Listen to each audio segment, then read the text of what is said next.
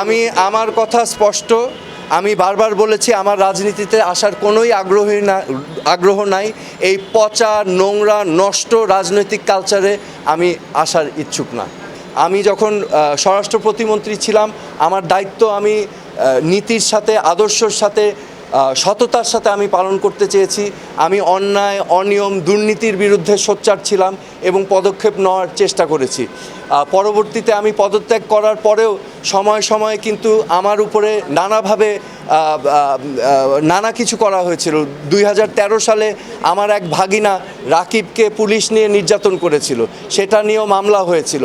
পরবর্তীতে 2018-19 সালে আমার আরেক ভাগিনা, ওকে কিন্তু অপহরণ করে এই যে আজকে যে আয়নাঘর আছে, সেই আয়নাঘরে 11 দিন রাখা হয়েছিল।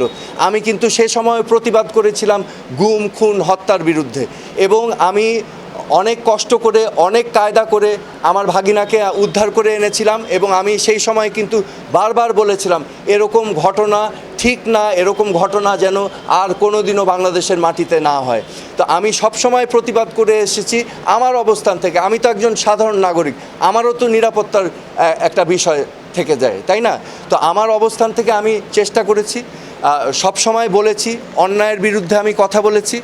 এবং বর্তমানে আমি যেটা ফিল করছি যে এখানে যেহেতু একটা পরিস্থিতি বিরাজমান আছে, এখানে বিভিন্ন মহলের থেকে স্বাভাবিকভাবে হতে পারে। আমার আরেকটা পরিচয় আছে, আমি বাংলাদেশের প্রথম প্রধানমন্ত্রীর সন্তান। তো আপনারা স্বাভাবিকভাবেই বুঝতে পারছেন যে আমি সাধারণভাবে চলার চেষ্টা করলেও এই পরিচিতিগুলো কিন্তু আমাকে ছাড়ছে না।